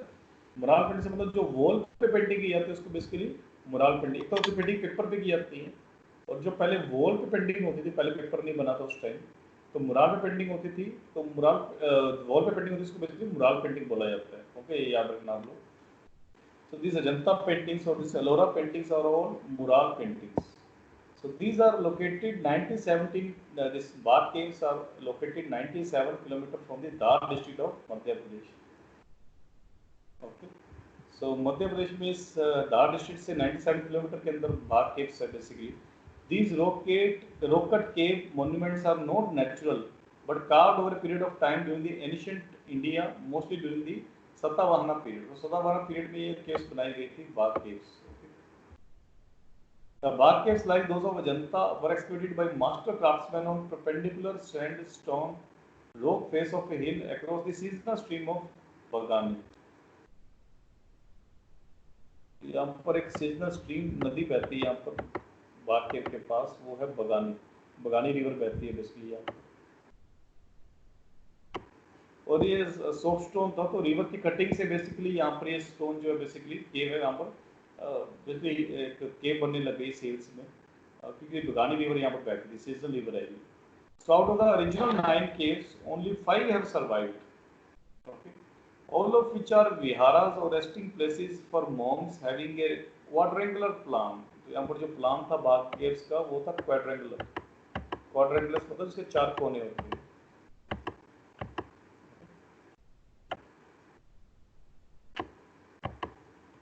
So small chamber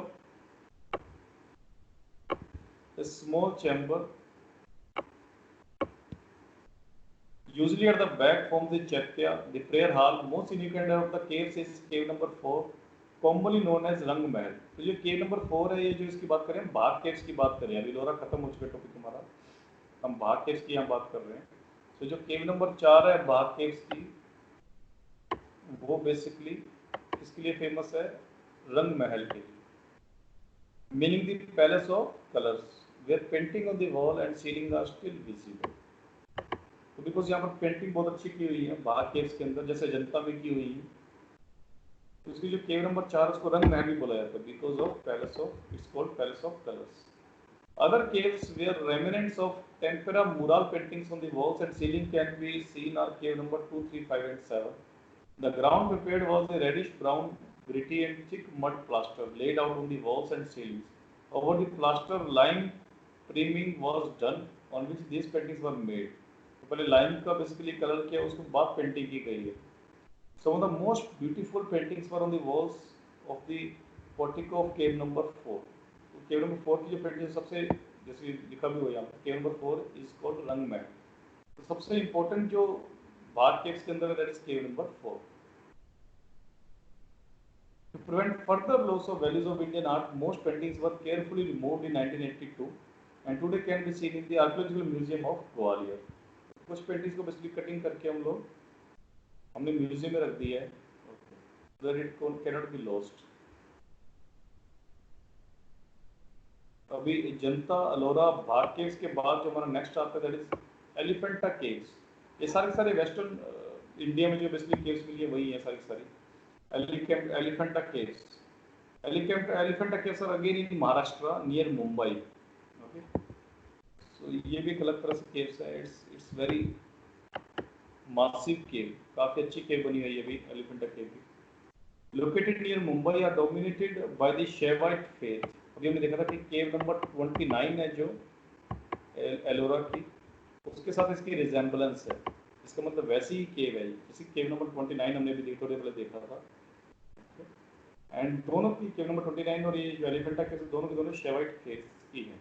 it is contemporary with Ellora and it's sculpture show, इसका मतलब जनता जो केव्स पहले आ गई थी उसके बाद एलोरा आई है। ओके, हमने देखा था कि जनता तो 22nd सेंचुरी बीसी से आने शुरू हो गई थी और एलोरा केव्स जो आई है that is 5th century C के आसपास से आना स्टार्ट हुई।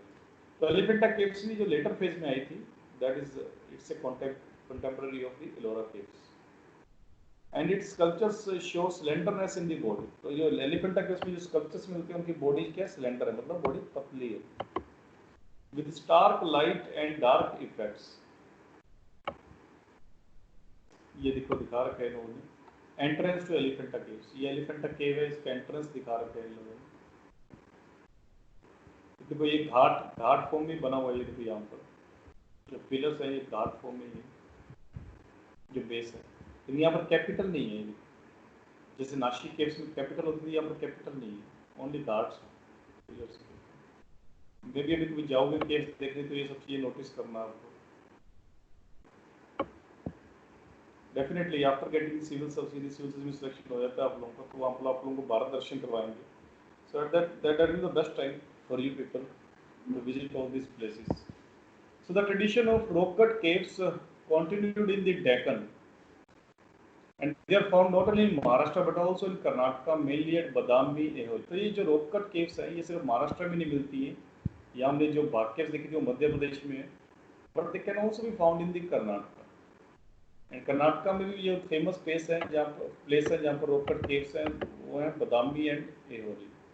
ये बेसिकली चालुक्यस यहाँ पर रहते थे, चालुक्य की कैपिटल होती थी। ये दोनों प्लेसेस भी इम्पोर्टेंट है for the rock cut caves executed under the patronage of the Chalukyas। In Andhra Pradesh, in the area of Vijayawada, Karnataka के अलावा ये आंध्र प्रदेश में मिलती हैं रॉक कट केव्स, विजयवाड़ा के आसपास, एंड कुछ केव्स तमिलनाडु में भी मिलती है। और तमिलनाडु में जो मोस्ट फेमस प्लेस है जहाँ पर एक केव्स मिलती है वो है महाबलीपुरम। और महाबलीपुरम बेसिकली कैपिटल थी पालवास। ओके, महाबलीपुरम जो कैपिटल है पालवास की, ये याद रखना आप लोगों ने। तो हमें जो रॉक कट केव्स मिलती है वो महाराष्ट्र, मध्य प्रदेश, कर्नाटका, आंध्र प्रदेश, तमिलनाडु, इन प्लेसेस में मिल सकती हैं आप लोगों। The post 6th century development of art history in the country depended more on political patterns than the collective public patterns of the early historic periods. तो इससे पहले जो हम लोग देखते थे कि जैसे जनता की केव्स जो बनाई गई थी या इससे पहले जो लोरा केव्स बनाई गई थी, उसमें ऐसा नहीं था कि कोई किंग ऐसे कोई पैटर्नेज करके कोई केव्स बना रहा है, ऐसी भी थी बट ये ऐसा ही नहीं था। ओके, सो कुछ गिल्ड्स मर्चेंट्स भी बना देते थे। ओके, एंड उसके अलावा कुछ मिनिस्टर्स होते थे या कुछ भी कोई रिच पर्सन होता था वो भी बना सकते थे, एज ए इंडिविजुअल भी किसी ने केव्स बनाई हैं या प्रिंटिंग करवाई हैं। बट इसके बाद 6th सेंचुरी सी के बाद जो मैक्सिमम जो आपको बेसिकली इस तरह के मिलेंगे रॉक कट केव्स या पेंटिंग्स मिलेंगे या स्कल्पचर्स मिलेंगे, वो ज़्यादातर किंग के पैटर्नेज में बनते थे। ओके, पॉलिटिकल पैटर्नेज में बनते थे, ये यहाँ पर लिखा हुआ है। Post 6th century development of art history in the country depended more on the political patronage than the collective public patronage of the early history periods. So mention may also be made of the terracotta figurines that are found at many places all over the country. They show a parallel tradition with the religious lithic sculptures as well as the independent local tradition. Many terracotta figures are various sizes are found which show their popularity. They are toys, religious figurines as well as figurines made for the healing purposes as part of the belief systems। Terracotta figures भी मिले हैं। इसके अलावा हमने sculptures देखे, stone sculptures, हमने देखी paintings, जिसको मुराल पेंटिंग बोलते हैं जो वॉल पे होती है। ओके, इसके अलावा कुछ टेराकोटा फिगराइंस भी मिले जगह जगह, पूरे इंडिया, थ्रू आउट इंडिया में मिले थे ये figures. Okay, but these are less famous because terracotta figures काफ़ी कम सर्वाइव करते हैं और थोड़ा सा उनमें जो बेसिकली ज़्यादा एस्थेटिक नहीं होते, काफ़ी सिंपल होते हैं। Okay, cave tradition in eastern India, अभी हम पढ़ेंगे cave tradition in eastern India. So like in western India, Buddhist caves have also been excavated in eastern India, mainly in the coastal region of the Andhra Pradesh and Odisha. तो ये दो region famous है Buddhist caves के लिए, Andhra Pradesh and Odisha, and the coastal regions of Andhra Pradesh and Odisha. One of the main sites in Andhra Pradesh is the Guntupalle in Eluru district, ये याद रखना। आंध्र प्रदेश की सबसे इम्पोर्टेंट साइट है जो बुद्धिस्ट ट्रेडिशन के लिए, that is the Guntupalle in the Eluru district. The caves have been excavated in the hills along with the structured monasteries. Perhaps it is the most among the very unique sites where the structured stupas, viharas and caves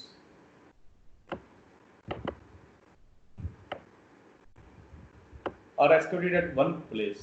Okay. यहाँ पे कुछ example भी दे रखे हैं आप, जैसे कि ये देखो उड़ीसा में उदयनगरी खांडागिरी केव्स नियर भुवनेश्वर.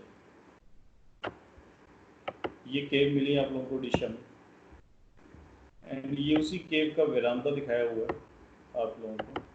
ये भी अगेन रॉक कट केव है, जैसे कि आप लोगों को दिख भी रहा है यहाँ पर, ये रॉक कट केव है.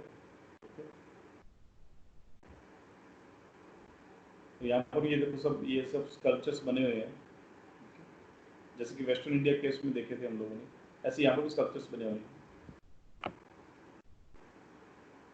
Guntapalli, which is in Andhra Pradesh, Chaitya cave is circular with the stupa in the circular hall, and a Chaitya are carved at the entrance. The cave is relatively small when compared to the caves in Western India. तो ये जो Eastern India की जो caves हैं वो relatively small है, इतनी बड़ी caves नहीं बनाई हुई यहाँ पे. A number of vihara caves have been excavated. The main vihara cave, despite the small dimensions, have been decorated with Chaitya arches on the exterior. जबकि ये caves काफी छोटी हैं वेस्टर्न केव से, बट यस डेकोरेशन यहाँ पर देखने को मिलती है. जैसे हम देखा था भी यहाँ पर देखो डेकोरेशन है, यहाँ पर ऐसा नहीं है कि बिल्कुल प्लेन है, डेकोरेशन की हुई है, स्कल्पचर दिखते हैं आप लोग.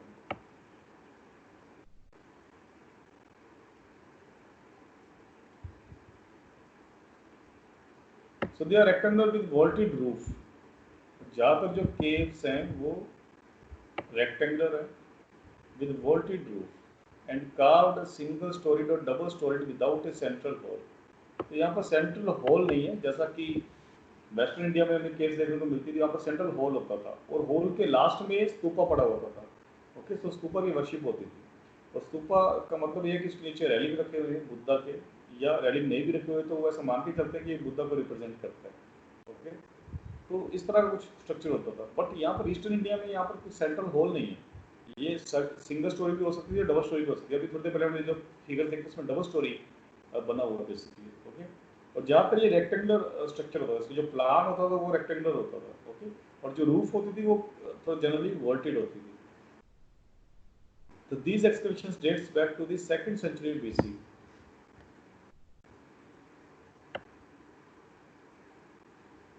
तो ईस्टर्न इंडिया में कुछ 2nd century BC के भी हम लोगों को देखने को मिले हैं. So there are some excavations which are added in the subsequent centuries, but all are of the vihara type. Apart from the Guntapalli, the other important cave site is the Ramaparapalam.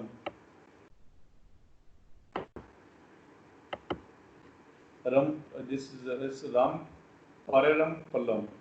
Okay, this is basically pronunciation. Okay, which has very moderate small excavations, but there are rock cut stupas on the hillock. At Ankapalli near Vishakhapatnam, caves were excavated and a huge rock-cut stupa was carved out of the hillock during the 4th century CE. It is a unique site and the biggest this rock-cut stupa is in the country. Most votive rock-cut stupas all around the hillock are also been excavated. The rock-cut tradition also existed in Odisha.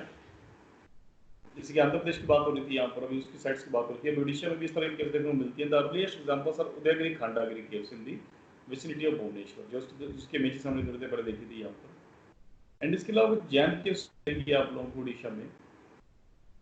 And these caves are scattered and have inscriptions of Kharavela Jain king. तो Kharavela Jain king है that belong to this Odisha area. तो उसकी basically inscriptions भी यहाँ पर आपको मिलेंगे उस किंग की. जो किंग ने फरमान जारी किए, तो वो सब आपको बेसिकली यहाँ पर देखने को मिलेंगे. According to the inscriptions the caves were meant for Jain monks. तो ये जैन मॉन्क्स के लिए केव्स बनाई गई थी. There are numerous single cell excavations. Some have been carved in huge independent boulders and given the shape of animals.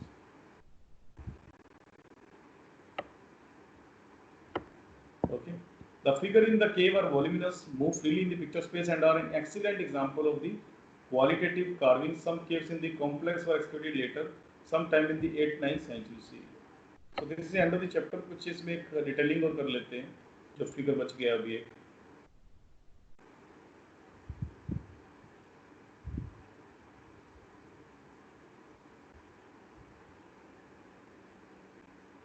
ये मारा विजय हम लोगों ने कर लिया था। मारा विजय बेसिकली केव नंबर 26 में अजंता की, ये सब चीजें याद रखनी है आप लोगों ने। फिर इसके बाद एक इमेज है महेश मूर्ति एलिफेंट, ये आप लोगों को दिख रहा होगा, 3 सर है भगवान की।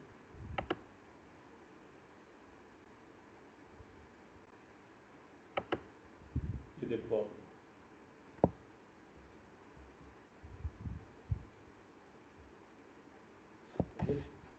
ये महेश मूर्ति है, ये देखो, ये शिव भगवान की एलिफेंटा केव में। Elephanta caves related to Shaivism, okay, Shaivism के ऊपर है। यहाँ पर महेश मूर्ति की फोटो लगा रखी है और यहाँ पर 3 सर दिखा है भगवान। इनफैक्ट मे बी 4th भी हो, वो पीछे की तरफ हो और दिखाई ना दे रहा हो।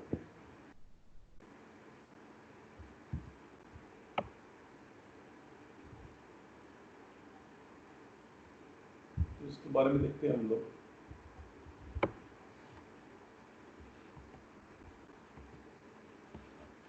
So the image of the Mahesh Murthy Elephanta, ये याद रखना कि ये महेश मूर्ति की जो इमेज है ये एलिफेंटा केव्स में है। ओके, सबसे पहले तो ये चीज याद रखना आपको, ये जो महेश मूर्ति एलिफेंटा केव्स में है।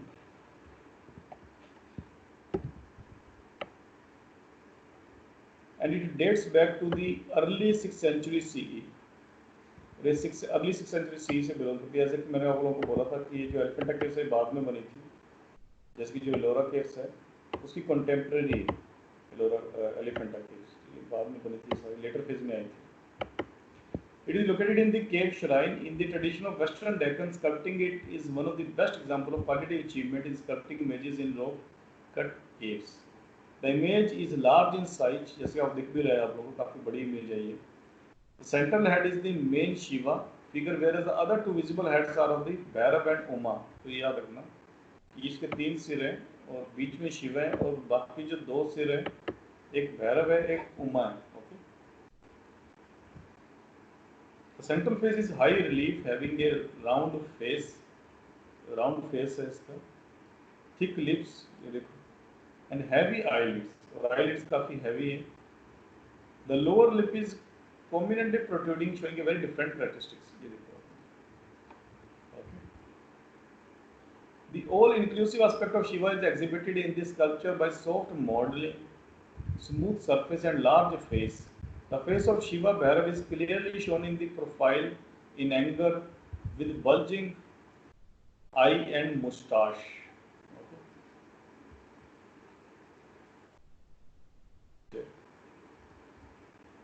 थोड़ा सा आपको एंगर फेस दिखेगा, 2 दिन में से एंगर वाले हैं, मे भी यहाँ पर विजिबल ना हो रहा हो, तो मुस्टाश भी दिख रही है हम लोग को यहाँ पर, मे भी क्लियर ना हो इस फोटो में आप लोग।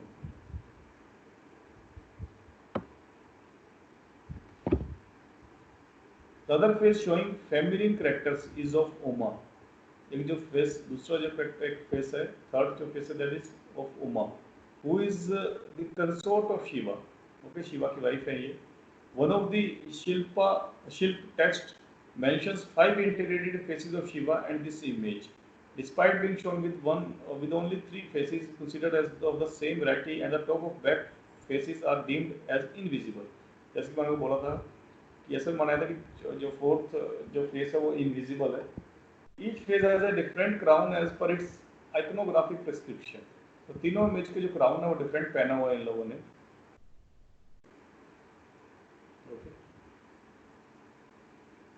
This sculpture has been sculpted on the south wall of the cave, along with the sculpture of this Ardhanarishwar and the Gangadhar panel. Elephanta sculptures are known for their remarkable qualities of surface smoothness, elongation, and rhythmic movement. Their composition is very complex. The iconographic arrangement of this cave is replicated in the cave number 29 at Ellora। तो जो महेश मूर्ति की जो केव, ये photo है आपको basically ये Elephanta cave में भी मिलती है और महेश मूर्ति आपको केव नंबर 29 ऑफ एलोरा में भी आपको मिलती है। Because as I said that these 2 caves. Cave number 29 of Ellora has some resemblance with the Elephanta caves. तो कुछ एक जैसी हैं ये. Okay. And इसके बाद यहाँ पर आप लोग कुछ पेंटिंग्स दिखा रखी हैं और यहाँ पर मार्क किया हुआ है कि कौन सी पेंटिंग किसकी है. ओके, ये इतना इम्पोर्टेंट नहीं है हालांकि. सो जो मैंने आपको होमवर्क दिया था उनको थोड़ा सा आप डिटेल्ड कर लेना. And now you can ask any doubt if you do have. Yes, do you have any doubt in art and culture की कैसे करना है, कैसे पढ़ना है, कितना पढ़ना है, कोई भी डाउट हो आप लोगों को? Yes, anybody has any doubt? Okay, so I take that all these things are clear to you people. So this book has total 8 chapters. Total इसमें 8 चैप्टर है, जिसमें से 4 हम लोग कर चुके हैं, तो 4 बचते हैं. जो लास्ट वाला चैप्टर है वो मिडिवल बेसिकली इंडिया के ऊपर है. उस जो इस्लामिक जो आर्ट एंड आर्किटेक्चर उसके ऊपर है वो. उसके बाद में इसके बीच में 3 और हैं चैप्टर. जो नेक्स्ट वाला चैप्टर है वो भी थोड़ा सा बड़ा है. ये 4th और 5th चैप्टर थोड़ा सा बड़े चैप्टर है. ये 5th चैप्टर में बेसिकली हमें टेम्पल आर्किटेक्चर आ जाएगा इसमें, ब्राह्मणिकल टेम्पल आर्किटेक्चर. काफ़ी क्वेश्चन भी आए हैं इसमें. इनफैक्ट ये बुद्धिस्ट आर्किटेक्चर भी काफ़ी क्वेश्चन आ चुके हैं. ओके, सो उसके बाद हम CCRT के बुक से कुछ चैप्टर्स लेंगे, जैसे कि इसमें डांस फॉर्म्स देखेंगे हम लोग, डिफरेंट डांस फॉर्म्स. तो जो भी हमारे जो क्लासिकल डांसेस हैं, जैसे भरतनाट्यम और ये सब डांसेस हम देखेंगे हम लोग वहाँ पर. ओके, एंड क्या क्या उसके बेसिकली फॉर्म होती हैं ये डांसेस की. उसके बाद फिर हम कुछ कठपुतली डांस और ये सब भी देखेंगे हम लोग वहाँ पर. तो कुछ और जो चीज़ें हमको इंपॉर्टेंट लगती है उसको हम डिस्कस करेंगे CCRT बुक में. तो उसको जल्दी से खत्म कर देते हैं. ये 4 चैप्टर बचे हुए हैं. Okay, art and culture. Okay, so we will discuss less things in next class.